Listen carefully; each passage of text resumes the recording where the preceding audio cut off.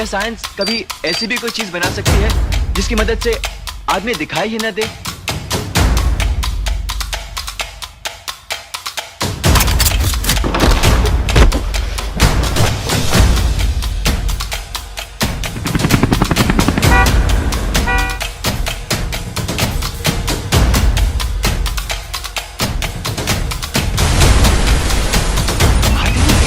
ऐसा फॉर्मूला ये कैसे हो सकता है?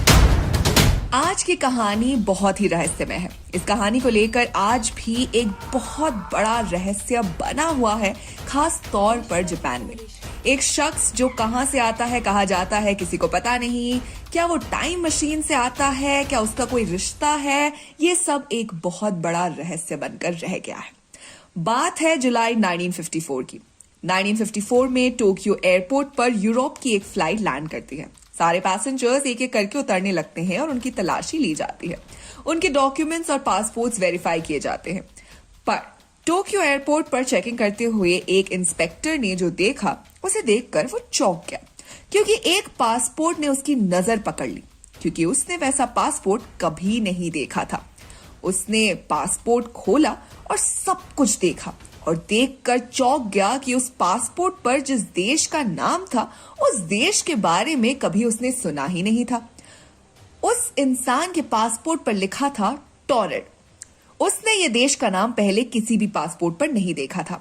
उसे लगा कि शायद ही ये ऐसा देश होगा जिसके बारे में उसने सुना ही नहीं होगा।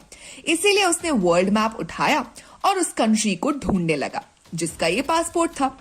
पूरे वर्ल्ड मैप में टॉरेड नाम का कोई देश ही नहीं बना। इंस्पेक्टर परेशान हो गया।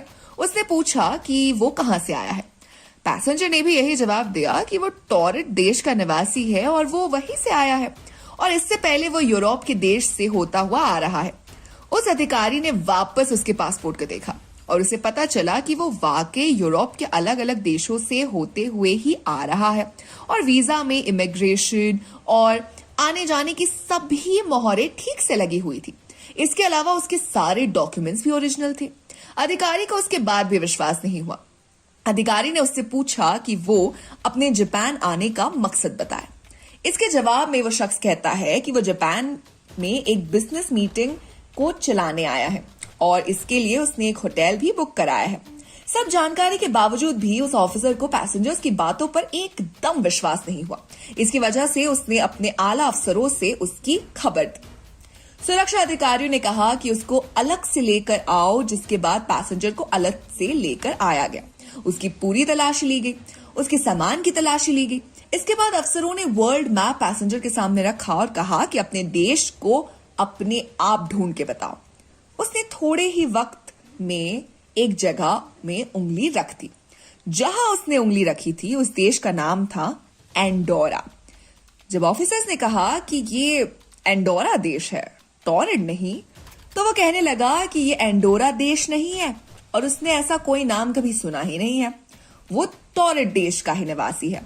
क्योंकि पैसेंजर्स के सारे की डॉक्यूमेंट्स ठीक थे पर उसकी कही बातों का कोई मतलब नहीं बन रहा था, इसीलिए अधिकारियों को लगा कि ये कोई धोखेबाज है और उसे एयरपोर्ट के पास ही एयरपोर्ट के ही होटल में निगरानी में रहने की सलाह दी गई। इसके बाद एयरपोर्ट अथॉरिटी ने उस कंपनी की जांच पड़ताल की जिससे उसकी मीटिंग थी।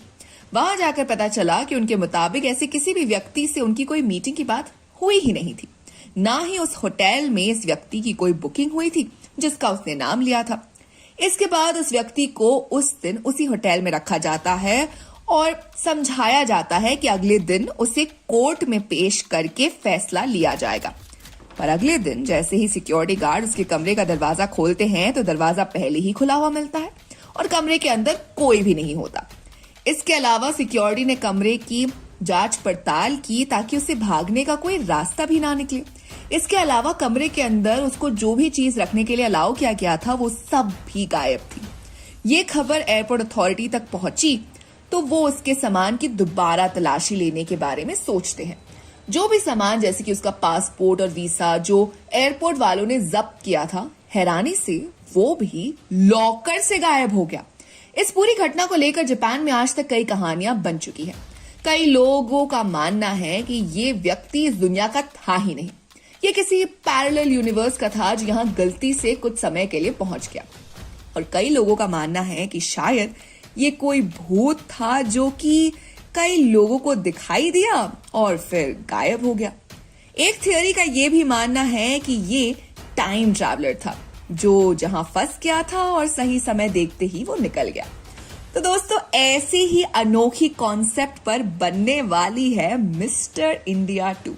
तो आप बताइए, आप मिस्टर इंडिया 2 के लिए कितने एक्साइटेड हैं? साथ ही अगर आपको वीडियो पसंद आई हो तो इसे लाइक कीजिए, दोस्तों के साथ शेयर कीजिए और फिल्मी दुनिया से जुड़े रहने के लिए सब्सक्राइब कीजिए हमारे चैनल बॉलीग्राड स्टूडियोज को।